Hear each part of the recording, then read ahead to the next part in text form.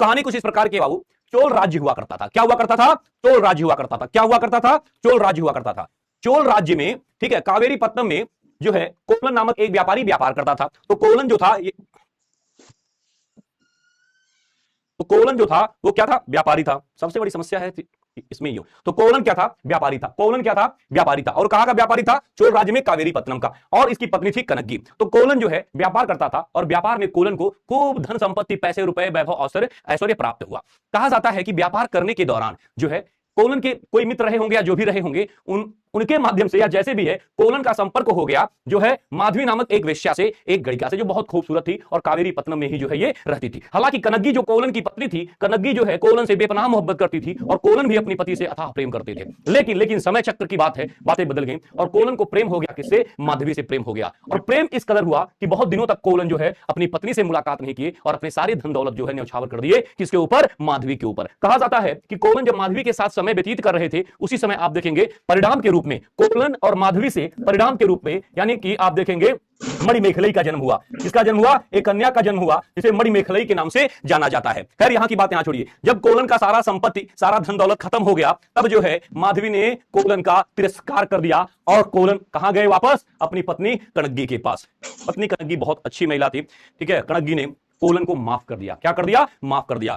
अब कोलन के पास कुछ था नहीं व्यापार बिजनेस करने के लिए, तो कोलन क्या करते हैं, इनकी पत्नी जो कनग्गी थी ना, कहा जाता है कि कोलन को व्यापार बिजनेस, अच्छा कनग्गी और कोलन ये दोनों जो है कावेरी पत्तनम छोड़ करके चले गए। कहां चले गए? पांड्य राज्य की राजधानी मदुरा में। कहां चले आए? मदुरा में चले आए। कहां चले आए? मदुरा में चले आए, क्योंकि यहां पर तो भाई बहुत दिक्कत, बहुत बेइज्जती हुई, तो चले आए मदुरा में। ठीक है, अब सुनिए, मदुरा में जब ये आए तो यहां पर व्यापार इनको शुरू करना था। अब व्यापार जब शुरू करना है तो इनके पास, कोलन के पास कुछ था नहीं, पहले गलती कर चुके थे, सारा धन दौलत जो है इन्होंने माधवी के ऊपर न्यौछावर कर दिया था। जब धन दौलत खत्म हो गया तो माधवी ने इनको आउट कर दिया। क्या कर दिया? आउट कर दिया।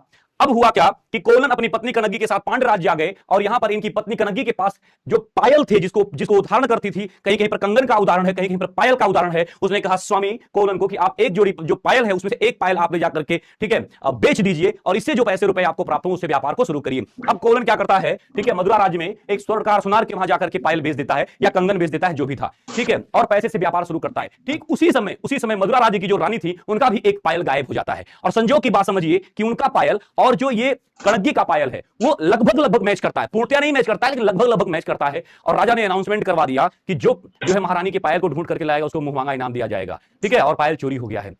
अब जितने जो सुनार था ना, पता चल गया उसके पास, और वो हुआ कि राजा के जो सिपाही थे वहां पहुंच गए और सुनार को गिरफ्तार कर लिए। अब सुनार के पास जो पायल था वो पायल रानी की पायल से मैच कर गया, लगभग मैच कर गया, बहुत बारीकी अंतर रहा होगा, कहीं पर मैच कर गया। अब ये हुआ कि पायल कहां से आया, ये हुआ कि एक व्यापारी था उसने ला करके बेचा, उसको गिरफ्तार कर लिया गया कोलन को, ठीक है, कोलन को गिरफ्तार कर लिया गया और उसके बाद जो है राजा जो थे वहां पर ना, राजा कोलन को क्या कर दिए, दंड दे दिए और कोलन को फांसी की सजा हो गई। क्या हो गई? फांसी की सजा हो गई। तो नेडू जेलियन ने फांसी दे दी। तो यहां का जो शासक था मदुरा का, उसका नाम था नेडू जेलियन। क्या नाम था? नेडू जेलियन। तो नेडू जेलियन जो था वो मदुरा का शासक था। इसने क्या किया, जो कोलन को फांसी की सजा दे दी। और जब इस बात की जानकारी कनग्गी को हुई, ठीक है, जब इस बात की जानकारी कनग्गी को हुई तो अब जो है पहुंच गई सभा में। तब तक नेडू जेलियन द्वारा जो है कोलन को फांसी की सजा दे दी गई थी। यह पहुंचती है और यहां कहती है कि महाराज आपने जो किया वो अच्छा नहीं किया, आपने हमारे पति के ऊपर चोरी का आरोप लगाया और जिस पायल को लेकर के आप बात कर रहे हैं देखिए उसका एक दूसरा जोड़ा हमारे पास है। महाराज ने देखा, उससे उसका पायल पूरा मैच कर गया। महाराज को बड़ी आत्मग्लान हुई। कहा जाता है कि ये बड़े अच्छे शासक थे, इनको आत्मग्लान हुई और आत्मग्लान में बैठी बैठी मर गए। लेकिन कनग्गी थी कोलन की पत्नी, वो बहुत क्रोधित हुई और मदुरा नगर को श्राप दे दी